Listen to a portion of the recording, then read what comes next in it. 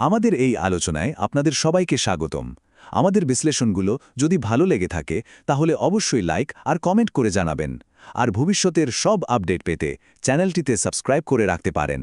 Latest সব analysis সরাসরি পেতে আমাদের হোয়াটসঅ্যাপ গ্রুপেও যোগ দিতে পারেন।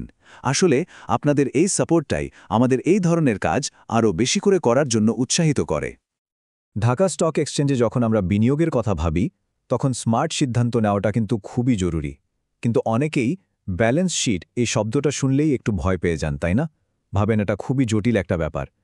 কিন্তু কি হবে যদি বলি একজন পাকা বিনিয়োগকারীর মতো করে ভাবার ক্ষমতা আপনার মধ্যেই আছে?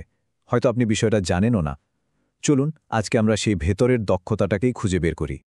একটা কোম্পানি আসলে কতটা নিরাপদ সেটা বোঝার জন্য যে মূল বিষয়টা জানা দরকার সেটা হয়তো আমাদের সবার মধ্যেই একটা সহজাত প্রবৃত্তি হিসেবে আছে। চলুন একটা খুব সহজ উদাহরণ দিয়ে ব্যাপারটা বুঝি।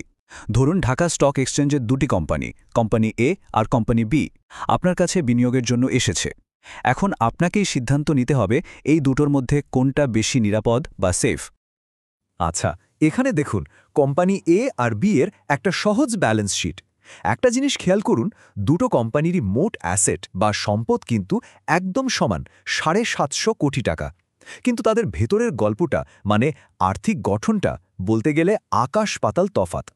কোম্পানি এ এর মালিকের নিজের টাকা আছে ৪৫০ কোটি আর ব্যাংক থেকে লোন নিয়েছে ৩০০ কোটি। অন্যদিকে কোম্পানি বিকে দেখুন, মালিকের নিজের টাকা মাত্র ১৫০ কোটি, কিন্তু লোন নিয়েছে তার ৪ গুণ মানে ৬০০ কোটি টাকা। তো এখন আসল প্রশ্নটা হলো, একজন বিনিয়োগকারী হিসেবে কোন কোম্পানিটা বেছে নেওয়া উচিত, এ নাকি বি? একটু সময় নিয়ে ভাবুন, কারণ মজার ব্যাপার হলো দুটো কোম্পানির পক্ষেই কিন্তু বেশ ভালো যুক্তি দাঁড় করানো যায়।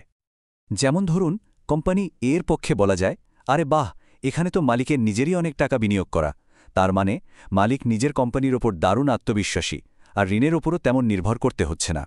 আবার কোম্পানি বি এর পক্ষেও একটা যুক্তি আছে, লোন বা ঋণ হল ব্যবসার জন্য সবচেয়ে সস্তা টাকার উৎস। তো যেহেতু বি এই সস্তা টাকা বেশি ব্যবহার করছে, তার মানে শেয়ার হোল্ডারদের জন্য বেশি লাভ কামানোর সুযোগটাও তো তাদেরই বেশি, তাই না? দুটো যুক্তিই তো ঠিক মনে হচ্ছে, তাই না? কিন্তু একজন স্মার্ট বিনিয়োগকারী হিসেবে আমাদের আর একটু গভীরে যেতে হবে। চলুন এবার আমরা একজন লাভ খুঁজতে থাকা শেয়ার হোল্ডারের মতো না ভেবে বরং একজন ঋণদাতা বা ব্যাংকারের দৃষ্টিকোণ থেকে ব্যাপারটা দেখি। মানে যে টাকা ধার দিচ্ছে সে আসলে কি নিয়ে সবচেয়ে বেশি চিন্তা করে। দেখুন, শেয়ার হোল্ডাররা সব সময় দেখে মুনাফা। তাদের প্রশ্ন থাকে এই কোম্পানিটা কত টাকা আয় করতে পারে, মানে লাভের সম্ভাবনা কতটুকু। কিন্তু একজন ব্যাংকার বা অন্য কোনো ঋণদাতার প্রথম এবং প্রধান চিন্তা হল স্থিতিশীলতা বা স্টেবিলিটি। তার প্রশ্ন হল কোম্পানিটা শেষ পর্যন্ত টিকে থাকতে পারবে তো। তারা লাভের চেয়েও তাদের বিনিয়োগ করা টাকার নিরাপত্তাকে অনেক বেশি গুরুত্ব দেয়, মানে তারা ডাউনসাইড রিস্ক নিয়ে বেশি ভাবে। তাহলে মূল প্রশ্নটা দাঁড়ালো এই যে, যদি কোনো কারণে ব্যবসা খারাপের দিকে যায় তাহলে কার টাকাটা আসলে বেশি ঝুঁকির মধ্যে পড়বে, কোম্পানির মালিকের নাকি যে ঋণ দিয়েছে তার? চলুন কোম্পানি বি এর দিকে আরেকবার তাকাই। এখানে মালিকদের নিজেদের পকেট থেকে বিনিয়োগ করার টাকার পরিমাণ কত? মাত্র ১৫০ কোটি টাকা। অথচ এই কোম্পানির ওপর ভরসা করে বাইরের ঋণদাতারা কত টাকা দিয়েছে? পুরো ৬০০ কোটি টাকা। ভাবা যায়, মানে মালিকের নিজের টাকার চেয়ে ৪ গুণ বেশি ঝুঁকি কিন্তু বাইরের মানুষের। আর এবার যদি আমরা কোম্পানি এর দিকে দেখি তাহলে কি দেখতে পাই? এখানে মালিকরা নিজেরা বিনিয়োগ করেছেন বিশাল অঙ্কের ৪৫০ কোটি টাকা। আর সেখানে বাইরের ঋণদাতাদের বিনিয়োগ মাত্র ৩০০ কোটি টাকা। এখানে কিন্তু পরিস্থিতিটা একদম উল্টো। মানে ব্যবসা ডুবলে মালিকদের হারানোর ভয় ঋণদাতাদের চেয়ে অনেক বেশি। আর এই ভয়টাই কিন্তু তাদের সমস্ত ব্যবসায়িক সিদ্ধান্তকে প্রভাবিত করে।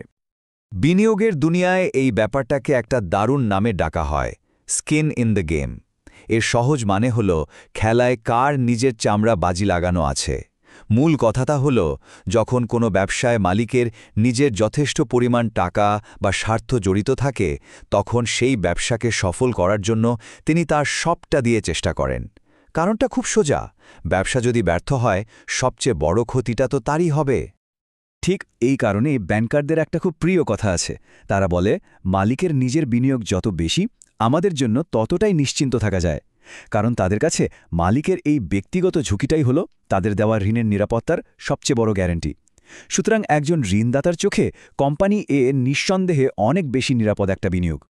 ব্যাপারটা আরও পরিষ্কারভাবে বোঝার জন্য চলুন আমরা সবচেয়ে খারাপ পরিস্থিতিটা একবার কল্পনা করি। ধরুন দুটো কোম্পানি কোনো কারণে ব্যর্থ হল, এখন তাদের ব্যবসা বন্ধ করে সব সম্পদ বিক্রি করে দিতে হচ্ছে। তখন কি হবে? ঋণদাতারা কি তাদের টাকা ফেরত পাবে? কোম্পানি বি এর ক্ষেত্রে দেখুন, তাদের মোট ঋণ হল ৬০০ কোটি টাকা। যখন কোনো কোম্পানি বিপদে পড়ে বন্ধ হয়ে যায়, তখন তার সম্পদগুলো কিন্তু আর ন্যায্য দামে বিক্রি হয় না, অনেক কম দামে বিক্রি করতে হয়। এটাকে বলে ডিস্ট্রেস সেল। ধরুন ৭৫০ কোটি টাকার সম্পদ বিক্রি করে পাওয়া গেল মাত্র ৪৫০ কোটি টাকা। এই চার্টটা দেখলেই বোঝা যাচ্ছে সম্পদ বিক্রি করার পরেও ঋণদাতারা তাদের পুরো টাকা ফেরত পাবে না, একটা বড় ঘাটতি থেকেই যাবে। এবার কোম্পানি এর দিকে তাকান। তাদের বাইরের ঋণ মাত্র ৩০০ কোটি টাকা। যদি তাদেরও ৭৫০ কোটি টাকার সম্পদ কম দামে, ধরুন ৪৫০ কোটি টাকাতেও বিক্রি হয়, তারপরও ঋণদাতাদের পুরো ৩০০ কোটি টাকা শোধ করার পরেও কিন্তু ১৫০ কোটি টাকার একটা বাড়তি সুরক্ষা বা সেফটি কুশন থেকে যাচ্ছে। তার মানে ঋণদাতাদের টাকা এখানে এক কথায় পুরোপুরি নিরাপদ। তাহলে আজকের এই পুরো আলোচনা থেকে বাংলাদেশের শেয়ার মার্কেটের একজন বিনিয়োগকারী হিসেবে আমাদের মূল শিক্ষাটা কি? নিজের কষ্টার্জিত টাকাকে সুরক্ষিত রাখতে কোনো একটা প্রশ্ন নিজেকে করা সবচেয়ে বেশি জরুরি। যে কোনো কোম্পানির ব্যালেন্স শিট হাতে পেলে এই সহজ চেকলিস্টটা মনে মনে মিলিয়ে নিতে পারেন। প্রথমে দেখুন মালিকের মোট তহবিল, মানে তার ইকুইটি আর রিজার্ভ মিলে কত টাকা, আর তারপর দেখুন মোট ঋণ বা লোন কত। যদি দেখেন মালিকের নিজের তহবিলের পরিমাণ ঋণের চেয়ে অনেক বেশি, তাহলে এটা কোম্পানির স্থিতিশীলতার একটা দারুণ লক্ষণ। এর সোজা মানে হল মালিক তার কোম্পানিকে রক্ষা করার জন্য গভীরভাবে চেষ্টা করবেন। সুতরাং সবচেয়ে গুরুত্বপূর্ণ পয়েন্টটা হল, যে কোম্পানিতে মালিকের নিজের বিনিয়োগ বা ইকুইটি বেশি, সেই কোম্পানিতে মালিকের স্বার্থ এবং আপনার মতো বাইরের বিনিয়োগকারীর নিরাপত্তার স্বার্থ দুটো একই সুতোয় বাঁধা থাকে। মালিক তার নিজের টাকা বাঁচানোর জন্য যা যা করবেন, তাতে আপনার টাকাও আপনি সুরক্ষিত থাকবে। তাই ঢাকা স্টক এক্সচেঞ্জে আপনার পরবর্তী বিনিয়োগটা করার আগে শুধুমাত্র কোম্পানির লাভ বা কত বাড়বে সেদিকে না তাকিয়ে নিজেকে এই একটা জরুরি প্রশ্ন অবশ্যই করবেন, এই খেলায় মালিকের নিজের কতটা স্বার্থ জড়িত আছে। বিশ্বাস করুন, এই একটা প্রশ্নই হয়তো আপনাকে ভবিষ্যতে অনেক ভুল সিদ্ধান্ত নেওয়া থেকে বাঁচিয়ে দেবে।